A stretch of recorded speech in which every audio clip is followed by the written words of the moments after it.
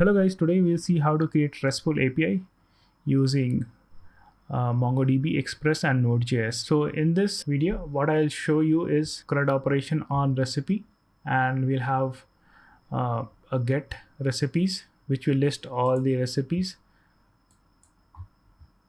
And then we'll also have get a recipe by an ID. So we can get the recipe by ID. So you can see only a single recipe has been returned whose ID is this. And we'll also create a post on recipe, which will go ahead and create a new recipe for us. So let's go ahead and create a new recipe here. So when we send request, so this recipe has been created successfully. So let's go ahead and see how it is implemented. So let's start by initializing our package.json. So for that, we just need to write npm init. So this will ask me a bunch of questions. I'll press enter all the way through. So now you can see that I have a package.json file here. Okay, so that is cool. So now what we'll do is we'll just create a new file, call it index.js.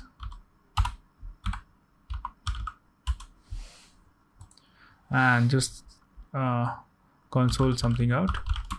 So we'll just do console log hello from node. Okay, and in order to run this file, what we'll do is we'll just enter node and the name of the file, which is index.js. So you can see that hello from node is printed. So now let's go ahead and add Express to this. So in order to add Express, we'll just add it to our package.json. So we'll do npm add Express.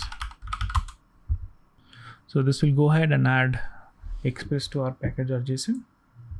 So now we'll import Express and fire up our server. So we'll do const express, and then we'll do require express. To initialize our app, we'll just do const app is equal to express. Okay, so we just need to do app.listen. So basically this will start listening at the given port. So I'll provide 3000 here, and we can also pass a callback function here, which will be executed when the server has started. So we'll just try to console log something from that. Okay, and let's start this. Let's run the command node index.js. So now you can see that I am seeing that hello from node is printed. So we'll go ahead and install node daemon. So for that, we need to run this command npm add node daemon, but we need to add it as a development dependency only. So we'll pass capital D. So now you can see in package.json, node daemon is added as a dev dependency. So what I'll do is quickly go ahead and add a script so we can use this node daemon via script. So let's just call it dev, and this will execute the command node daemon and index.js. Run command, which is npm run dev. So now you can see that our server has started, and it is also watching our index.js. So if we make some changes here, so if we change hello from node to something like express is listening on port 3000. So now you can see that it is restarting our server, and Express is listening on port 3000. It's printed. So this is how we will utilize Node while our development process. Okay, so let's go ahead and start adding something to our express.js. So we can add a route by doing app.get. So we can see that whenever we use the method get on the root, just we run a callback function, request, response, and next.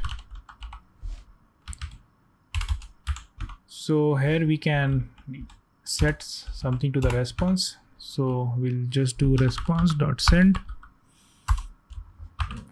and we'll say hello again.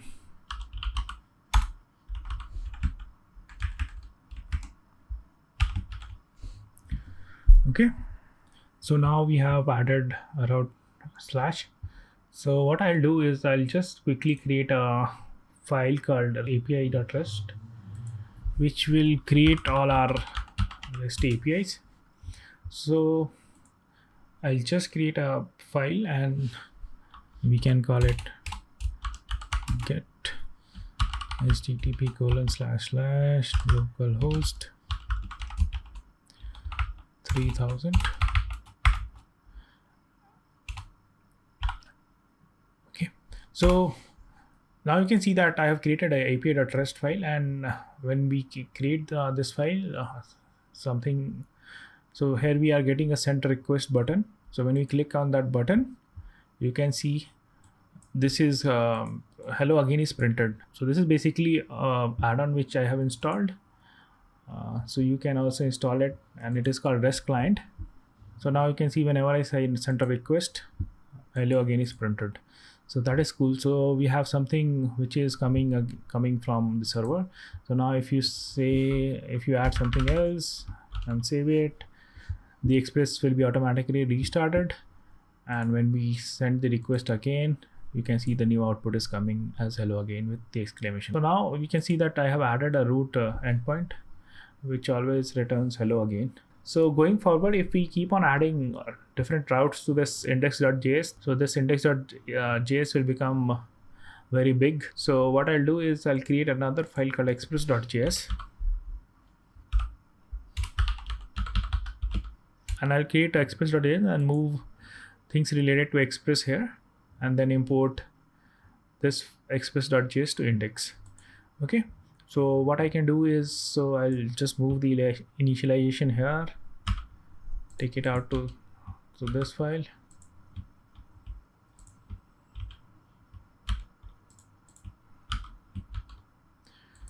Okay, and then what we can do is export the app.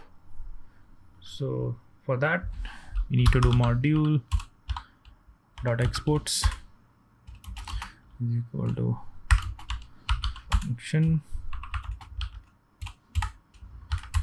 and we'll return the app.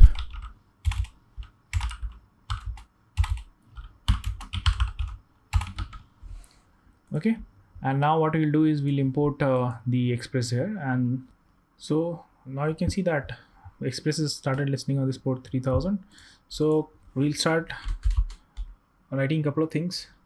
So one thing which we need to add here is the 404 case, where we don't have any route defined and we want to throw a error page.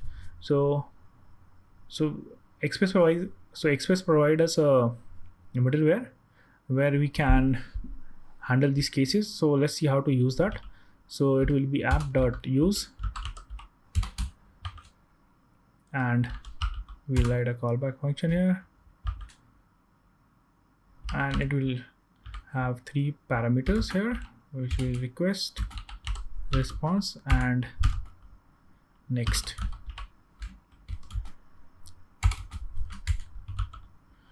So in order to throw error, So what we'll do here is just create an error here, and we'll say new error, and we'll pass a message called resource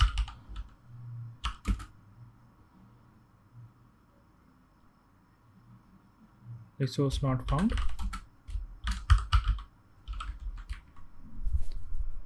and we'll set the error dot status to 404,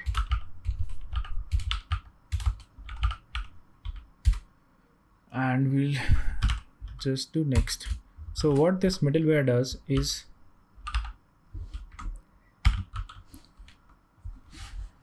it will so what this middleware will do is it will take the request and the response, and we can add certain validation to the request response and pass it to the next middleware. So now I have called the next middleware with the error. So let's have an error handler as well.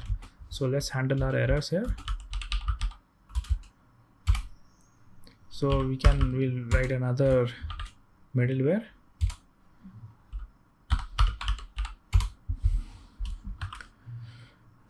This will again have a function.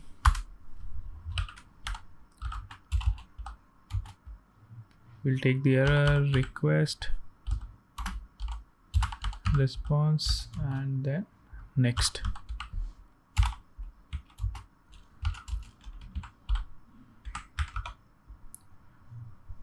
So let's start by creating an error object here. So let the status be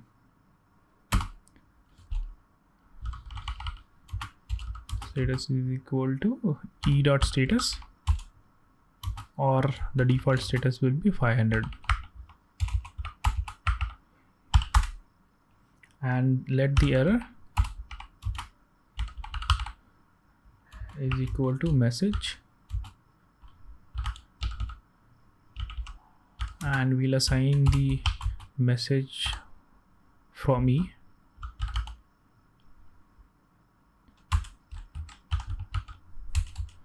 Okay, now we'll check if app.get is, so we'll get the environment variable if it is running as a production or development. So while developing, we'll like to print the stack trace, but while production will not be. So while production will not print the stack trace. So I'll check. So we'll check if the environment is production, then we'll not print the stack trace. We'll just console log the error,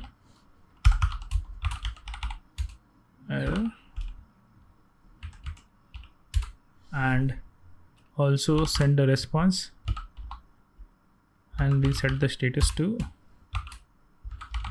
whatever the status is, and we'll pass the error message as a JSON body. So we'll use this.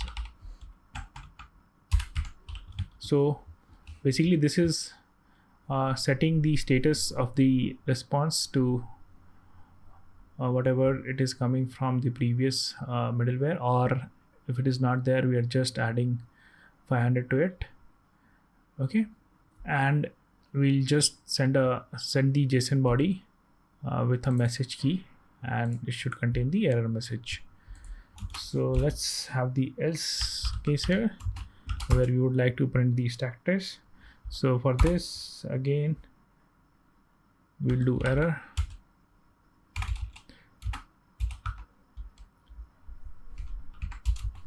So error will be equal to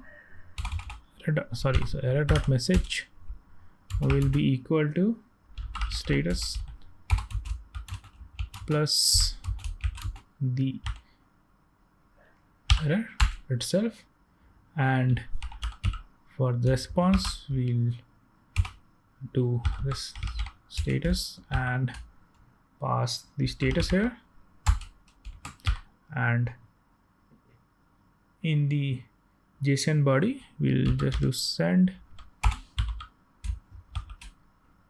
and we'll pass the stack trace.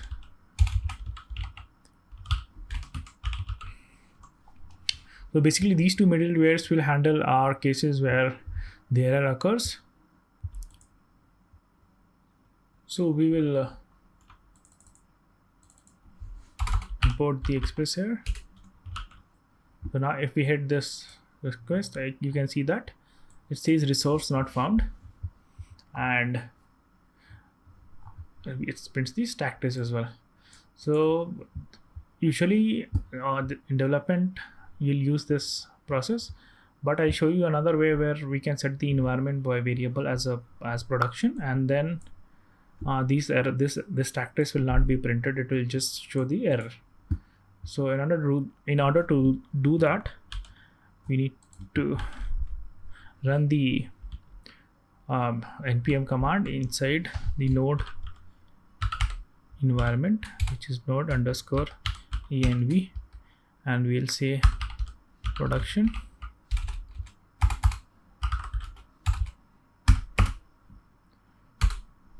And when we run this server, let's see what happens here. So now you can see we get a message saying that resource not found, and we are not seeing the stack trace. So I think this is how you can set. So this is how you can set the environment variable. So now that we have added Express, let's go ahead and add Mongoose to this. So basically, in order to access MongoDB, we'll be using Mongoose. So Mongoose is basically an ODM, which stands for Object Data Mapper, and it maps the definition which we provide, or the schema which we provide, to the MongoDB schema. So let's start by adding Mongoose as a dependency. So in order to do that, just add that to the package.json, which is npm add mongoose.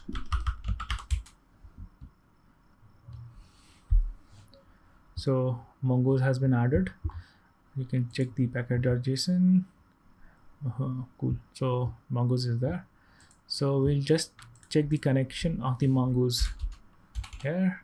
So we'll do const Mongoose require. So we'll have a Mongoose object, and we'll connect this Mongoose to our MongoDB server. So for that, we'll just do mongo.connect, and we'll take a string as a parameter. So we'll paste the path of the MongoDB schema. So this is our MongoDB connection URL, and we'll start using this. So let's see what is. So if we start the server, what is happening? So we see a couple of warnings here. So these are the warning related to some flags which are deprecated now, and in order to use the newer implementation, we need to pass these flags. So we'll go ahead and just add those flags here. So now you can see that the warnings are gone, and we are able to connect with the database. So let's start by adding few folders here. We'll first start by creating a folder called models. So in this model, I'll create a file called recipe. So let's go ahead and create a file called recipe. So basically this is the model or the schema definition which we'll provide. So in order to do that, we'll do const mongoose, and we'll require mongoose, and then we'll require a schema, and we can get the schema from mongoose.schema. And now we'll define the schema for the recipe. So we'll do const recipe,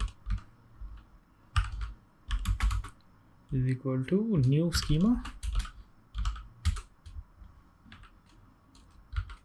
and we'll provide the definition here. So the first key which we'll have is title,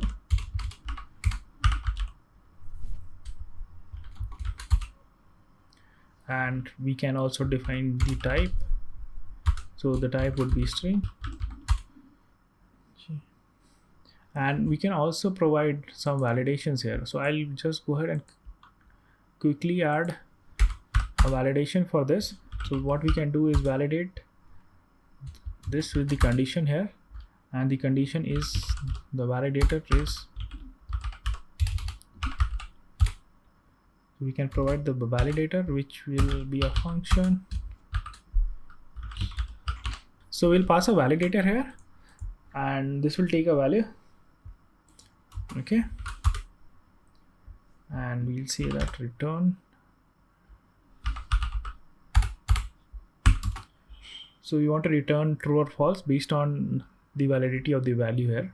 So we'll just check if the value dot length is equal to greater than equal to 3, then we'll validate, otherwise we'll return false.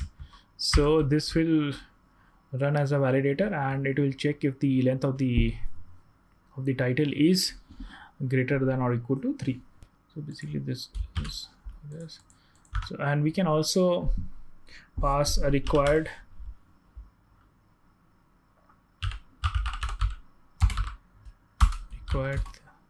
thing here, and we'll see that this is required,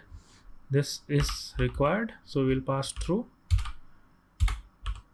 and the second parameter takes the message if we do not provide the recipe title. So we'll just enter a message called title is required,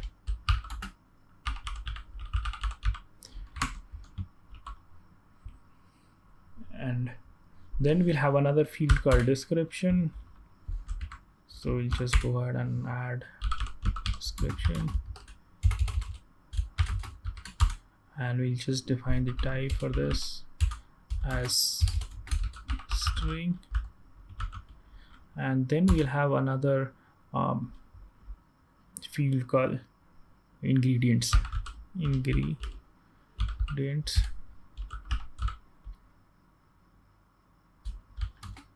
and we'll define this ingredient as an array. So type will be an array. Okay, so this is the basic schema which we have defined for the recipe. So it will have 3 fields. One is title, it will be type of string, it has a validator, and it is also required, and this is the error message which will send if the validation fails, if we do not provide the required field. Description is a type of string, and ingredients is a type of array. What we can do is we can provide a couple of pre and post hooks to this while saving. Okay, so basically when we can attach a hook to it and call it pre. So before saving, if you want to do something to the data, so basically this comes very handy, where before saving the data you want to change or convert something or add something to the database. So suppose if you want to add timestamp, then you can go ahead and add it here. And you can also have a post hook, where on saving the data, if you want to execute anything, you can do that.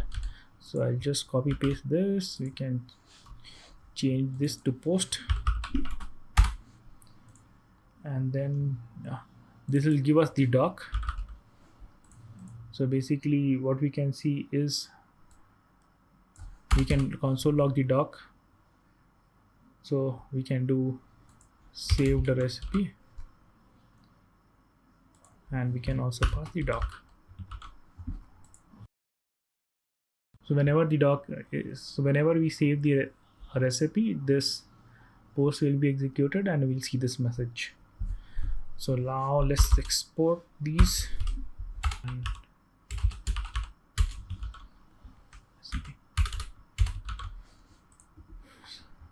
Okay, so now we have our recipe model. So what will I, so now we'll go ahead and create a repository for this. So I'll create, so I will create a folder called repository.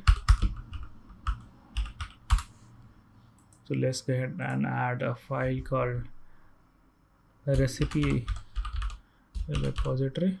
So basically this is the implementation of adding, removing and deleting all these recipe from the database. So what I'll do is I'll import Mongoose and we'll create a class called recipe repository. We'll have an empty constructor here, and let's start by creating a save recipe function. So we'll do a save here, so which will take the recipe and it will give us a callback function. So what we can do here is we can call recipe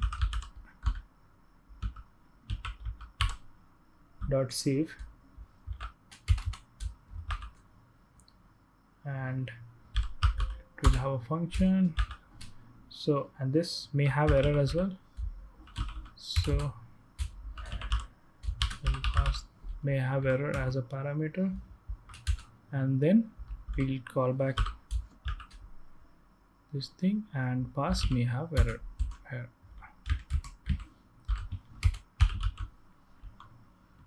So just hold on here, I'll explain everything in a while. And then we have another function called all recipes.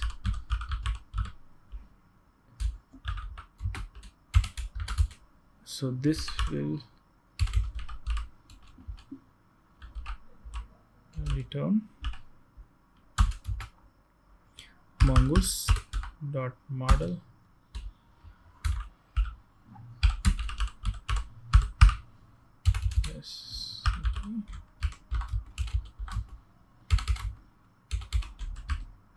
recipe, and it will do a find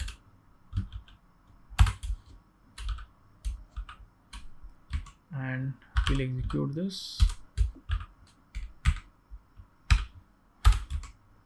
So this will return all the recipe, and the third one which we'll implement is get recipe by id. So we'll say all recipe by id. So this will take two parameters, one is id and then a callback.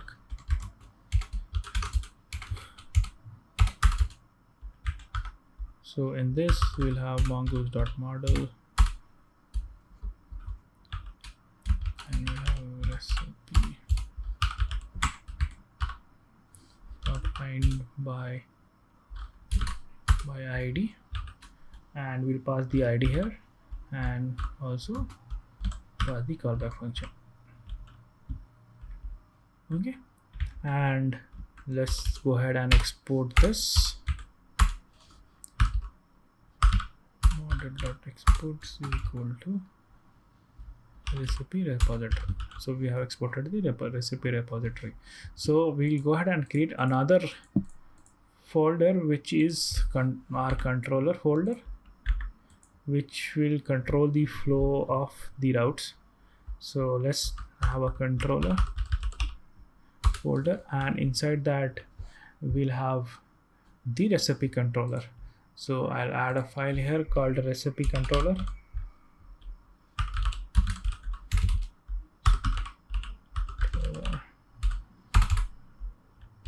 Nodejs. So let's go ahead and implement the recipe controller here. So in order to implement the recipe controller, we'll just import the repository. So let's import the recipe repository, and then we'll also import recipe. So now let's go ahead and write our class, which is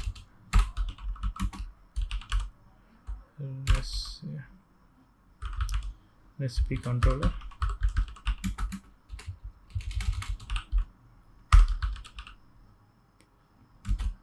we'll provide an empty constructor here as well.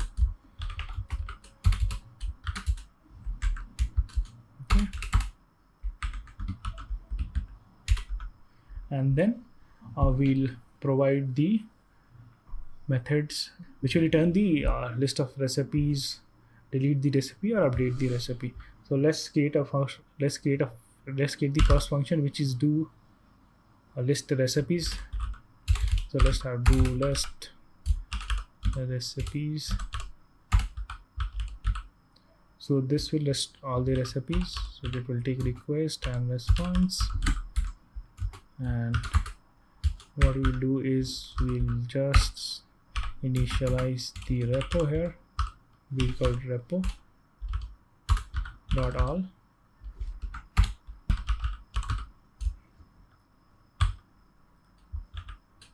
And then when we receive the recipes, we'll set it as the response. So we'll use the response status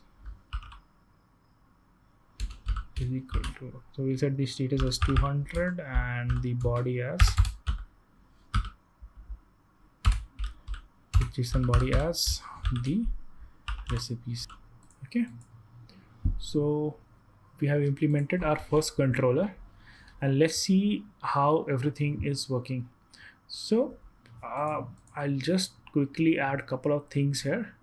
So one thing which we need to add in our Express is the body parser and the consign package.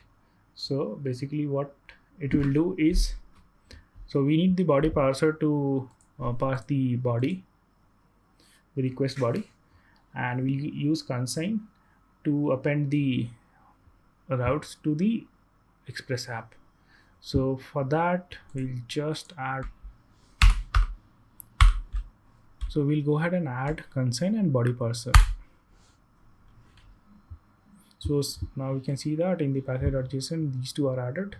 So let's add this to our express.js file. Let's initialize these two. So we have now imported these two here, and we'll use it as a middleware. So in order to use it as a middleware, we'll just say app.use with body parser here. Now we'll use consign to add the routes. So in order to add routes, let's go ahead and create a folder called routes.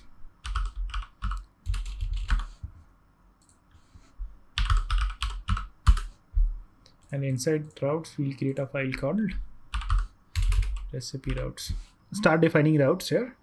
So for that, we'll need the controller here. So we'll import the recipe controller, and then we'll do const controller. We'll do a new recipe controller. So now we'll start exporting the routes. So it will be inputs, click a function. This will take app as parameter, and then so we'll define our get on the recipe route. So we'll define get, and then we'll provide the path, which is the recipes. And for this we need controller, and we'll use do list recipes. Okay, so I think we have wired up everything, but we need to add this route in our express.js. So we'll go ahead and add the routes here. So for that we need so we'll be using consign, and we'll say include, and then we'll provide the routes.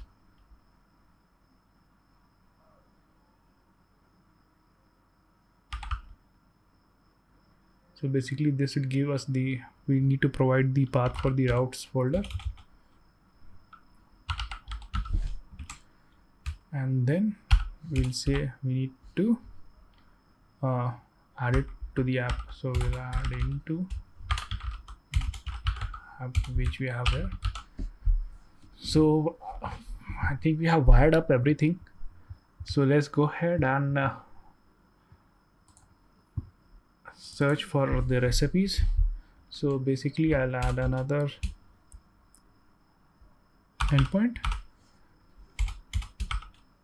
So we'll duplicate this. So in order to get recipes, we'll have the endpoint as recipes.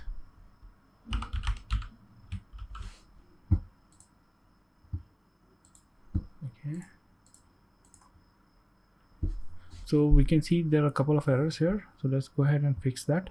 So we'll need to export this controller here. So we'll do order.export equal to recipe controller. Okay, let's see. Okay, so now we can see it is listening. So let's try our API here. So my bad here. So we need to add express.json here.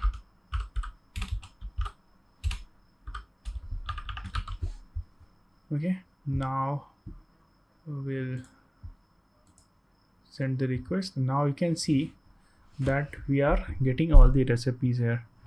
So I had already defined few recipes before this tutorial. So I'm getting all the list of the recipe. So I'll just explain you the flow here. So what happens when we send this get request? So first, so it is so we reach to index.js, and then in Express we see that these routes are there. So when we see this route is there, so we'll match this route with this. So we'll match this route / recipe with this controller.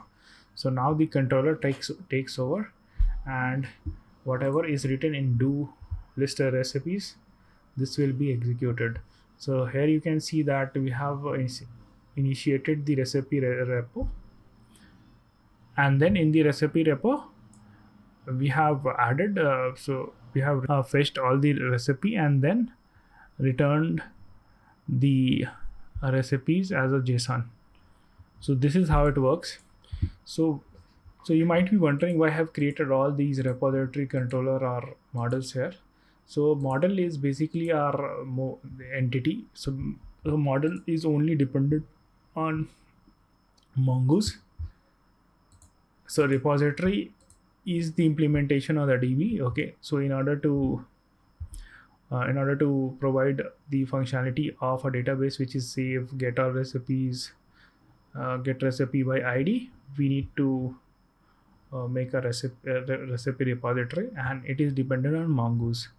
So if later on, if you want to provide another repository which fetches data from any other source, you can have that repository here. So controller will depend on the repository. So instead, so you can replace the repository with some other repository to get the data source.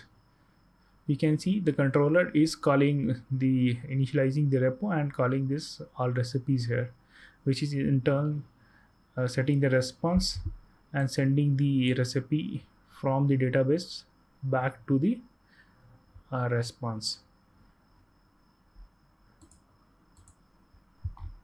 Okay, so I think we have hooked everything up.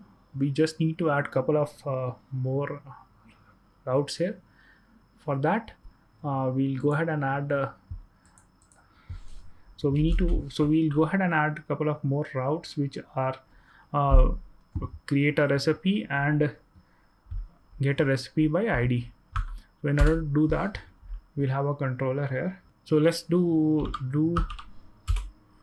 list recipe by ID.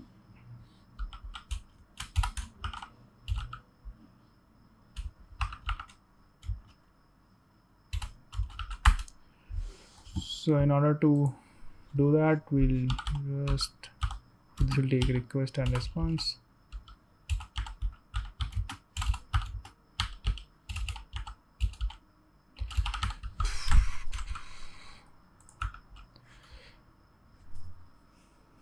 Again, we'll initiate the repo. We'll call new recipe repo, and we'll do repo dot or recipe by id, and we'll get the request id. So in order to get the so the path which we'll be defining is a recipes slash the id of the recipe. So in order to get that request parameter, we just need to add say query dot params dot id. Okay, and this may give error or it will give the recipe.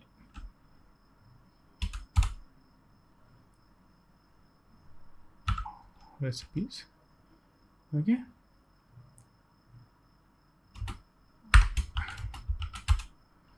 now we want to set the response, so we'll say, so let's check this out really quick. So we'll add that route here. So this will be the request parameter, which is the id, and we'll say controller dot do list recipes by id. And let's go ahead and try this out.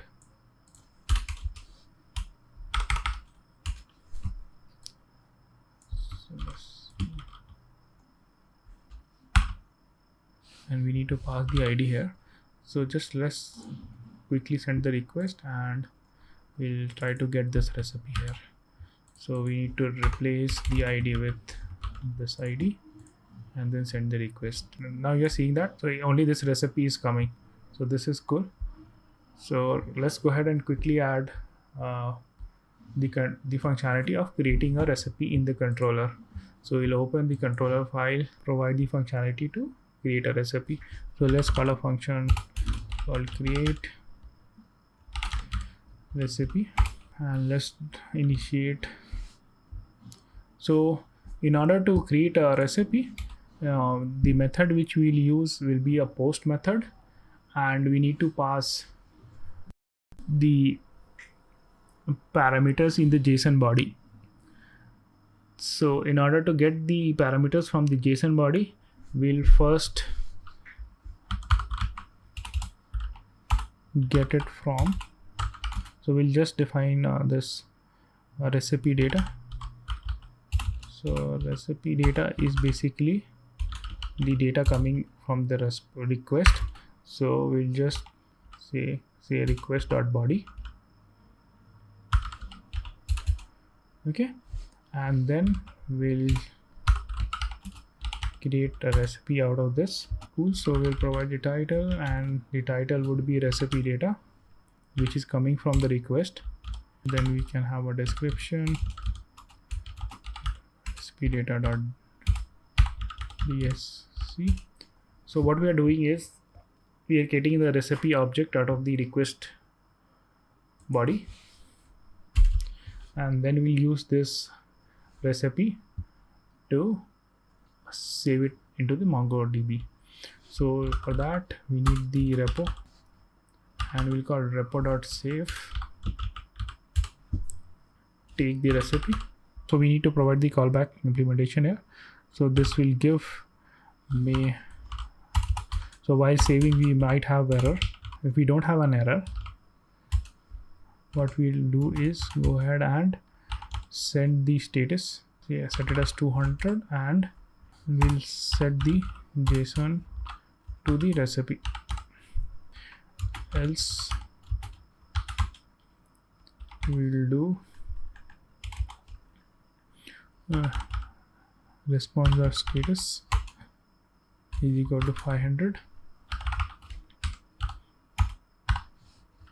and in the JSON we'll pass may have error dot message. So now we have successfully implemented the recipe creation also. So what it does, it takes the request body and try to create recipe data out of that, and we'll create a recipe out of that recipe data, and then use the repo to save this recipe. And in the recipe repository, we already have this recipe.save function which saves to the MongoDB. So let's go ahead and check this. So let's go ahead and add that to the route first. So in order to do that, we'll do recipes and we'll do post, and we'll change it to do create. And let's test this out by creating a post request. So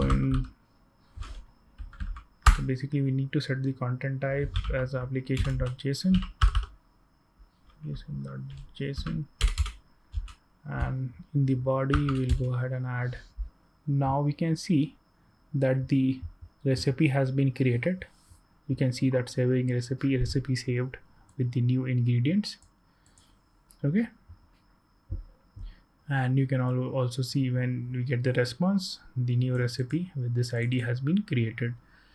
So that is pretty much it. Okay, so I have left out the delete part, so you can go ahead and implement the delete by yourself. So now you can see that we have created the recipes, the endpoints, all the endpoints which we required.